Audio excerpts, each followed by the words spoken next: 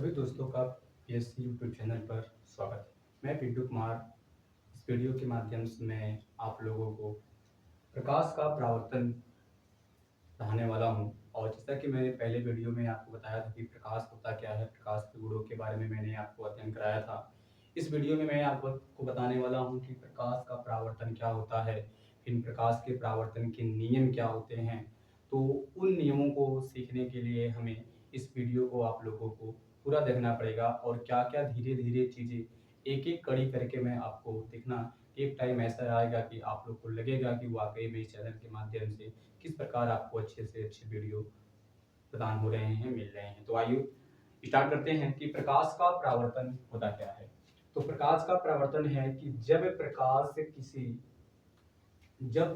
किरण किसी चिकने तल से टकराकर उसी माध्यम में वापस लौट जाता है तो यह घटना प्रकाश का परावर्तन कहलाता है। सर, चिकने तल का मतलब क्या है? गांव की भाषा में, देहात की भाषा में हम लोग कहते हैं कि बहुत मुलायम बा, ऊंच खाल नाई बा।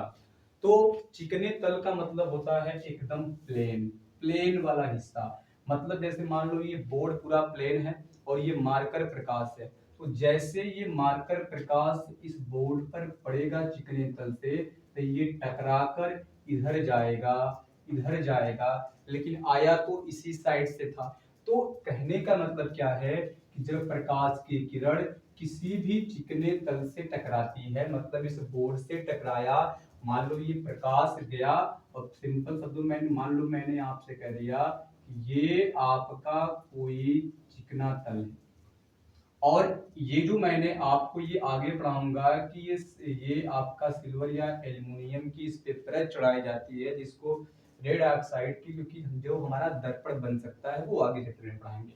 बस इतना समझो कि ये आपका ये एक समतल है जो आपका एकदम तल है, लेकिन एकदम प्लेन चिकना तल है। तो जब ऐसे मान लो प्रकाश की किरण ऐसे गई, इस पे टकराई, तो वो इधर भी जा सकती है, इधर भी जा सकती है, इधर भी जा सकती है, इधर भी। मतलब ये जाने वाली किरण है और ये वापस लौट कर आने वाली किरण है। तो जो जिस माध्यम से गई उसी माध्यम में वापस लौट आती है। तो यही घटना क्या कहलाता है? प्रकाश का परावर्तन कहलाता है। तो प्रकाश कभी इधर भी जा रहा है, इधर भी जा रहा है, इधर भी जा रहा है। तो ये चीजें आप आगे पढ़ोगे कि क्या सर हम कैसे जानेंगे कि प्रकाश ऊपर जाएगा, प्रकाश नीचे आएगा कि सीधा जाएगा।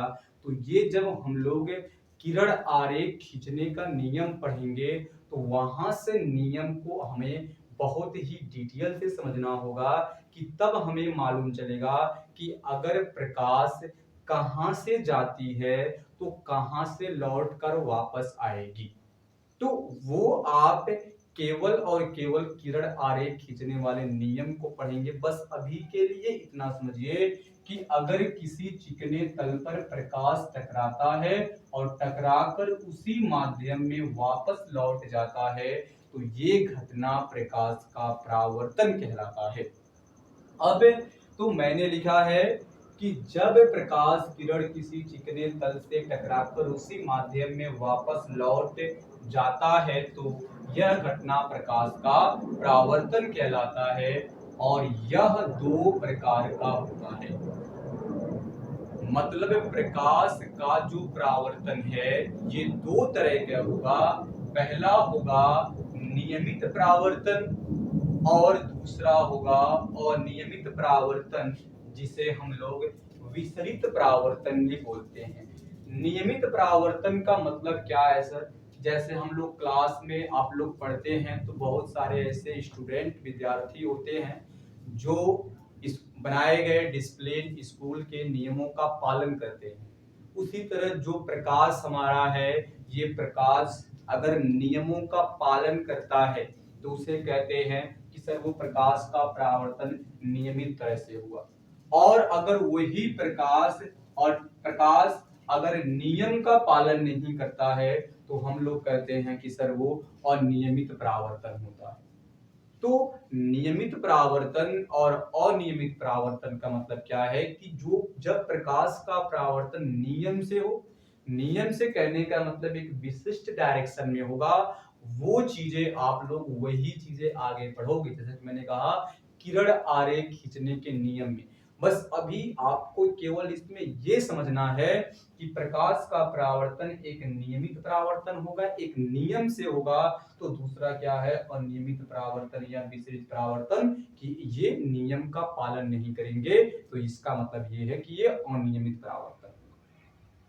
ठीक है, अब यहाँ पे प्रकाश का जो परावर्तन का क्या है नियम है। तो देखिए प्रकाश के परावर्तन को नियम को हमें समझना है कि प्रकाश के परावर्तन का नियम क्या होता है। तो देखो प्रकाश का परावर्तन के नियम के लिए मैंने यह एक दर्पण लिया है, और अगर मैंने यह एक दर्पण लिया है, मैंने कहा ये मान लो कि ये इसका उत्तर आपको देखने में समतल दर्पण लग रहा है क्योंकि ये पूरा प्लेन का हिस्सा है।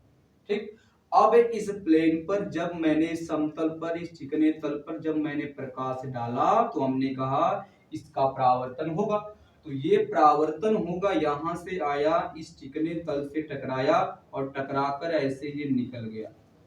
तो ये जो प्रकाश जब आया ना और इस चिकने तल से टकराया तो टकरा कर ये ऐसे वापस निकल गया। तो ये जब प्रकाश आता है, जब प्रकाश चलकर आता है और किसी भी माध्यम से टकराता है, तो जो प्रकाश चलकर आता है तो आने वाली किरण मतलब इस किरण को, आने वाली किरण को हम लोग कहते हैं कि इसका नाम है आपतित, आपतित किरण। क्या नाम है सर? तो आपतित किरण। चलो कोई इधर लिख दे रहे हैं, थोड़ा सा हमको स्पेस चाहिए तो मैं इसको इधर कर दे रहा हूँ। ठीक, मैं इसको यहाँ कर दे रहा हूँ। यानी जो आने वाली किरण है, इस किरण को हम लोग क्या कहते हैं? तो सर इस किरण को हम लोग कहते हैं कि ये है आपतित किरण। कौन सी किरण है सर? ये है हमारे आपतित किरण। मतलब ये जो किरण आई ना और इस तल से टकराई तो आने वाली किरण क्या है सर? आपतित किरण। और जब यहां से टकराकर इसका परावर्तन हुआ तो इसको हम लोग कहते हैं, इस किरण को सर परावर्तित किरण। यानी जब परावर्तन हुआ तो इसको क्या कहेंगे सर? इसको कहेंगे परावर्तित किरण। क्या कहेंगे? परावर्तित किरण। इतनी बात समझ में आई? हमने कहा जब ये प्रकाश की किरण आई टकराई तो टकराकर जब ऐसे वापस मतलब उसी माध्यम में निकल गई। ये देखो ये तीर रिप्रेजेंट कर रहा है कि इधर से जा रही है, और ये तीर बता रहा है कि ये यहां से इस डायरेक्शन में इस दिशा में जा रही है। तो जब ये प्रकाश की किरण आई मतलब आपतित किरण आई तो जिस भी चिकने तल से जहां से भी टकराती है, ये टकराया हुआ बिंदु, उसका मैंने नाम सी दिया है, तो इसको हम लोग कहते हैं कि ये हमारा क्या है? तो सर इसको हम लोग कहते हैं कि ये हमारा आपतन बिंदु है। कौन सा बिंदु है सर? तो ये हमारा आपतन बिंदु है। कौन सा बिंदु है सर? तो आपतन बिंदु है। मतलब अगर मान लो प्रकाश की किरण यहां से आती, यहां टकराती, तो यहां से टकराकर इसका परावर्तन होता, तब ये आपतन बिंदु होता। यहां से टकराकर वापस ऐसे जाती तो ये आपतन बिंदु होता। ठीक, अब इस आपतन बिंदु जो आपका सी है, मैंने इस पे एक क्या कर दिया? मैंने एक इस पे अभिलंब डाल दिया। ठीक, अब जैसे मैंने क्या इसको डाल दिया, तो ये जो आपका है ना, ये जो मैंने रेखा खींचा हूं ये इस पे डॉटेड लाइन से, इसको हम लोग कहते हैं सर ये हमारा क्या है? तो इसको हम लोग कहते हैं ये हमारा अभिलंब है। क्या है? तो अभिलंब। ठीक, तो ये देखो बीच में जो ये हमें मिल रहा है, ये इसी को हम लोग कहेंगे कि ये हमारा अभिलंब है। ठीक, अच्छा ये अभिलंब है। तो अब देखो ये जो आपका है ये पूरा का पूरा अभिलंब और ये है आपतित किरण। तो आपतित किरण और अभिलंब, आपतित किरण ये रहा और अभिलंब ये रहा, इनके बीच देखो ये कोण बन रहा है, तो इस कोण को कहते हैं कोण आई। आपतित किरण और अभिलंब के बीच को कोण क्या कहते हैं? आई कहते हैं, उसी तरह अब देखो ये अभिलंब और परावर्तित किरण, क्या चीज, अभिलंब और परावर्तित किरण के बीच में जो कोण बनता है उसको हम लोग कहते हैं कोण आर। क्या कहते हैं सर, इसको कहते हैं कोण आर। तो इसको पढ़ते क्या है, देखो कोण आई को पढ़ते हैं सर, ये हमारा है आपतन कोण। कौन सा कोण है बहनी बाबू, तो सर ये हमारा आपतन कोण है। ये आपतन कोण को रिप्रेजेंट करता है कौन, कोण आई, ये इसको हम लोग पढ़ते हैं आपतन कोण। और ये जो कोण आर है हमारा, इसको हम लोग पढ़ते हैं परावर्तन कोण। क्या पढ़ेंगे सर, इसको हम लोग पढ़ते हैं परावर्तन कोण। क्या पढ़ते हैं, तो परावर्तन कोण पढ़ते हैं। यानी कोण आई को आपतन कोण, कोण आर को क्या पढ़ेंगे, परावर्तित कोण। हमने कहा, देखो मैं एक बार और समझा दे रहा हूं आपको, तो ये देखो ध्यान से, ये जो आपका है आने वाली किरण वो हम लोग आपतित किरण, यहां से जहां से इसका परावर्तन, जिस बिंदु से इसका परावर्तन हुआ उस बिंदु का नाम क्या है सर, आपतन बिंदु। जहां से परावर्तित हुआ टकराकर उसे कहते हैं परावर्तित किरण। अब मैंने कहा आपतित किरण और ये हमारा जो डॉटेड लाइन है ये अभिलंब है। आपतित किरण और अभिलंब के बीच में जो कोण बनता है कोण आई, आपतन कोण होता है। और इस आपतन कोण को किससे इंडिकेट करते हैं, तो कोण आई से। और अभिलंब ये है, अभिलंब ये परावर्तित किरण, अभिलंब और परावर्तित किरण के बीच में जो कोण बनता है उसको कहते हैं परावर्तन कोण। और इसको किससे इंडिकेट करते हैं, तो सर इसको कोण आर से इंडिकेट करते हैं। तो ये सारी चीजें आपको इसमें पता होनी चाहिए। अब इन्हीं का मैं यहाँ पे वो नियम लिखा हूं कि प्रकाश परावर्तन के निम्नलिखित दो नियम होते हैं। सर दो नियम क्या है, पहला नियम आपतन कोण, तो सर ये रहा आपतन कोण, यानी कोण आई सदैव का मतलब होता है हमेशा, परावर्तन कोण, तो सर ये रहा आपका परावर्तन कोण, ये यानी आपतन कोण ये, परावर्तन कोण ये। तो आपतन कोण परावर्तन कोण के क्या होता है, बराबर। मतलब इसका क्या है सर, इसका मतलब ये है कि कोण जो आई होगा ये कोण आर के बराबर होगा। मतलब कि अगर कोण आई का मान 40 डिग्री होगा तो कोण आर का मान भी कितना होगा, तो सर 40 डिग्री होगा। अगर मैंने कहा कि कोण आई का मान अगर 45 डिग्री है तो सर कोण आर का मान भी कितना होगा, 45 डिग्री होगा। और अगर मैंने कहा कि कोण आई जो आपका कोण आर है, अगर कोण आर का मान 60 है तो सर कोण आई का मान भी कितना होगा, 60 डिग्री होगा। सर इसका मतलब ये बात है, ठीक। तो आपतन कोण सदैव परावर्तन कोण के क्या होता है, बराबर होता है, पहला नियम। दूसरा नियम है आपतित किरण कॉमा परावर्तित किरण। ये रहा आपतित किरण, देखो ये जाने वाली किरण आपतित किरण, साथ में क्या, परावर्तित किरण, ये रहा परावर्तित किरण तथा आपतन बिंदु, और ये रहा आपतन बिंदु। मतलब इस किरण की बात हो रही है आपतित किरण, ये परावर्तित किरण और ये आपतन बिंदु, इन तीनों की बात हो रही है। आपतन बिंदु पर क्या, अभिलंब, यानी इस बिंदु पर इस अभिलंब की भी बात हो रही है। तो कह रहा है कि आपतित किरण, परावर्तित किरण तथा आपतन बिंदु पर अभिलंब तीनों, मतलब ये तीनों अभिलंब भी, आपतित किरण और परावर्तित किरण, ये तीनों के तीनों एक ही तल पर स्थित होते हैं। सर एक ही तल का मतलब क्या है कि अगर ये तीनों अगर समतल पे हैं, अगर मैं बात कर दूं कि मान लो कि ये तल अगर समतल है तो आपतन बिंदु अगर समतल पे है तो परावर्तित किरण और आपतित किरण भी किस पे होगा, सर समतल पे होगा।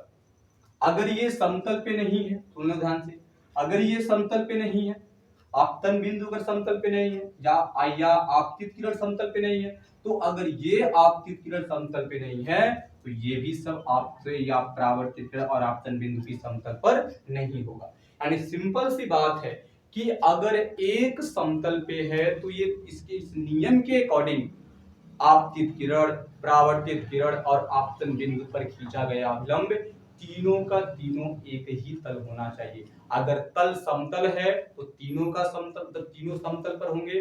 अगर उभरे हुए तल से है तो तीनों उभरे हुए तल से होंगे। और अगर तीनों का दबा हुआ तल है तो तीनों दबे हुए तल पर स्थित होंगे। इस बात का यही मतलब है। तो बस मैंने आज आपको बस यही समझाना था कि प्रकाश का परावर्तन क्या होता है। तो एक बार मैं इसको रिकॉल कर देता हूं कि जब प्रकाश किरण किसी तल से टकराकर उसके माध्यम में वापस लौट जाती है तो ये घटना प्रकाश का परावर्तन कहलाता है।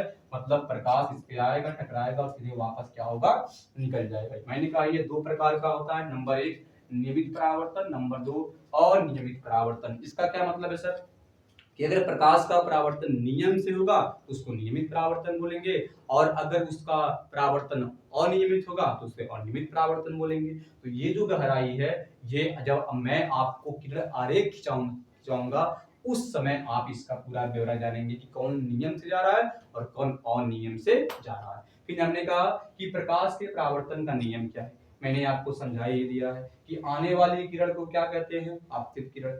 फिर यहाँ से जहां से टकराए उस बिंदु को कहेंगे आपतन बिंदु। यहाँ टकराएगा तो ये आपतन बिंदु, यहाँ टकराएगा तो ये आपतन बिंदु, यहाँ टकराएगा तो ये आपतन, मतलब जहां टकराएगा उस बिंदु को आपतन बिंदु कहेंगे। और उससे टकराकर अगर उसी माध्यम में वापस लौट जाता है तो उसको हम लोग कहेंगे परावर्तित किरण। और इसी आपतन बिंदु पर हमने क्या खींच दिया, तो सर एक अभिलंब खींच दिया।